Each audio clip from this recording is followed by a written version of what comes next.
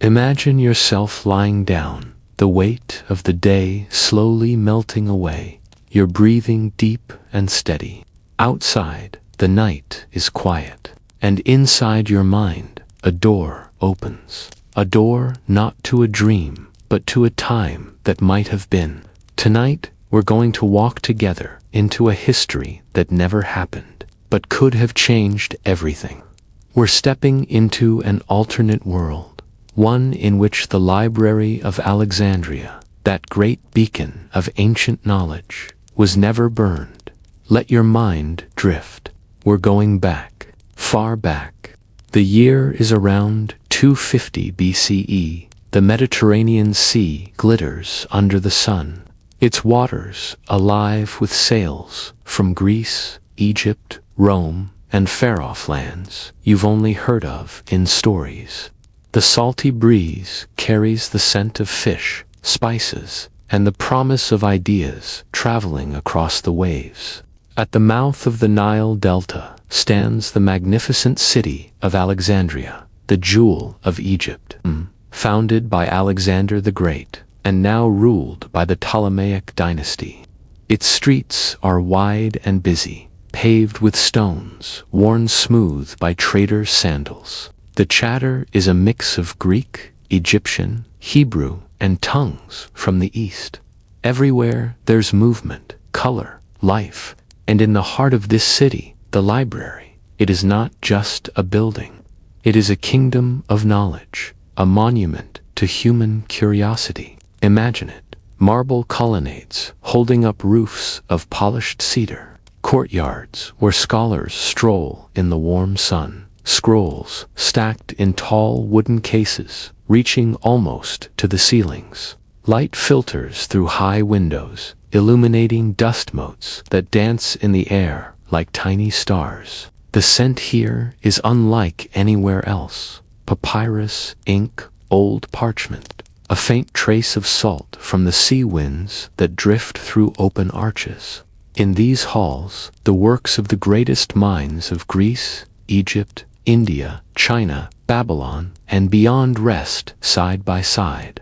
There are mathematical treatises from Archimedes, maps from explorers who sailed the Red Sea, medical texts from Hippocrates, astronomical charts from Babylon, perhaps even scripts from lost civilizations whose names we no longer know. Every ship that docks in Alexandria is searched, and any written work aboard is copied for the library's archives before being returned. Knowledge here grows like a living thing. And this, in our version of history tonight, is where the great twist happens. In the world you know, the library suffered tragedies, fires, neglect, and eventual ruin. Scrolls turned to ash, languages died, centuries of human thought vanished into smoke. But in this world we're walking through, that destruction never comes. No torch touches the shelves. No war scatters the scholars. The library lives, and because it lives, everything changes. Imagine the immediate years that follow.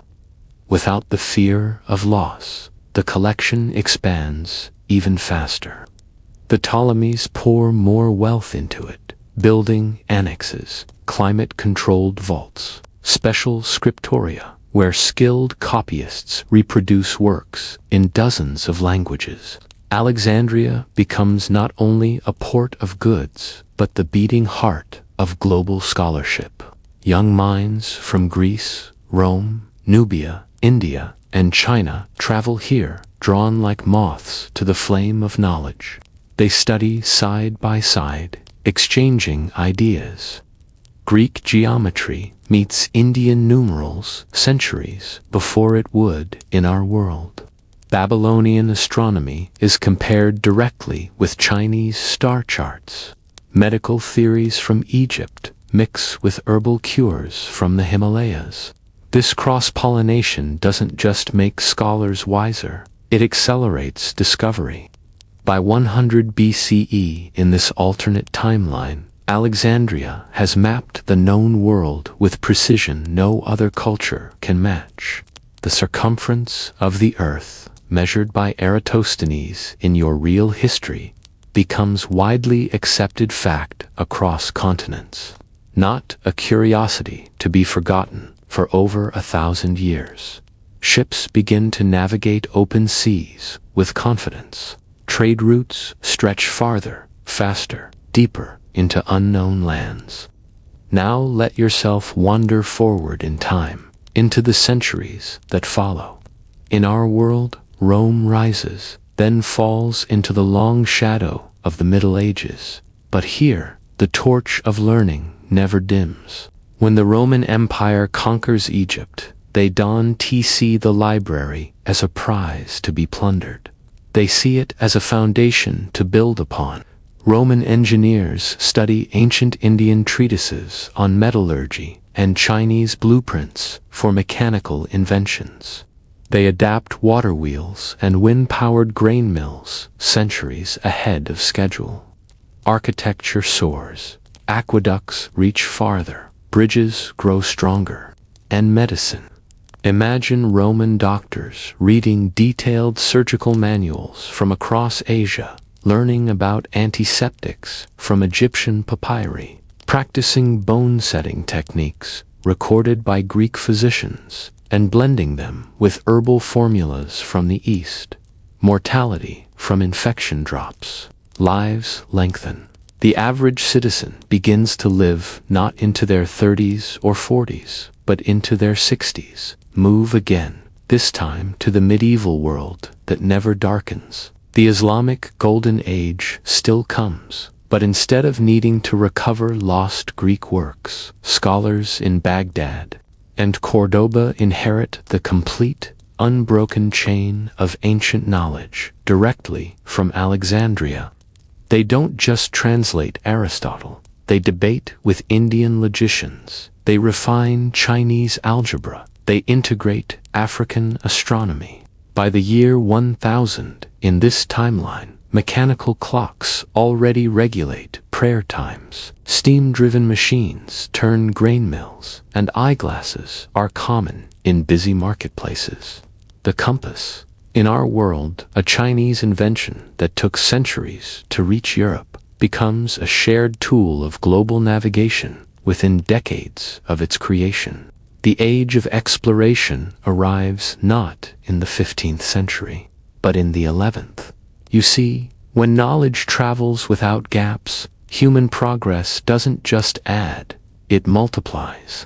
By the year 1400, the printing press exists not in one corner of Europe, but in dozens of cities across continents. Mass literacy becomes a norm, not a dream.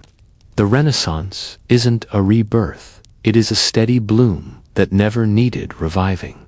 Scientific revolution. It happens generations earlier. By the 1600s, in this alternate world, telescopes already reveal exoplanets. Steam locomotives crisscross vast territories, and vaccines save millions from smallpox and plague. Industrialization arrives without the same environmental devastation, because clean energy research, inspired by ancient and medieval records, is centuries ahead. And now, slowly, bring yourself to the modern age in this world that never lost its library. In your real timeline, we reached electricity, flight, and digital technology within the last 2 centuries. But here, by the late 1800s, electricity is powering whole cities. Airships drift lazily between continents, and computers, clunky but functional, begin to store more information than any one mind can hold. Imagine standing on the balcony of a high-rise in Alexandria in the year 1900. Below you, trains hum along magnetic tracks, carrying passengers across deserts in hours. Airships dock at towering spires, their silk hulls shimmering in the sun. The harbor is alive, with ships that navigate by global positioning systems, centuries before satellites. And through it all, the library remains, still at the heart of the city, still growing, now a repository of not just scrolls and books, but sound recordings, photographs, films, and early data machines.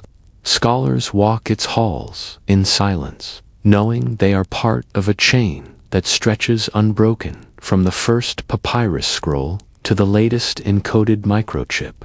As the 20th century passes in this imagined world, humanity steps into space, not in 1969, but decades earlier. By mid-century, lunar settlements gleam under silver light, supplied by fusion-powered transports. Disease after disease falls before coordinated global research teams who share discoveries instantly. Artificial intelligence emerges not as a shock, but as the natural next step in centuries of carefully tended curiosity. And perhaps most striking of all, there is no single developed world and developing world. The map of human progress is even, because the map of knowledge was never torn apart. Civilizations rise together, not in competition, but in collaboration. Now, here you are, lying in your bed in this peaceful night, having walked through a history that could have been. The real library of Alexandria is gone, lost to fire and time. But in your mind, for these few minutes, it lived. And perhaps it still lives, in the way you imagine it, in the way we build our own libraries now. Not of marble and cedar, but of silicon and light. Breathe in deeply, let it go. Picture the tall shelves, the warm sunlight, the gentle rustle of a scroll being unrolled. Somewhere, in some corner of the multiverse, this story is not a dream, it is reality. And tonight, you touched it.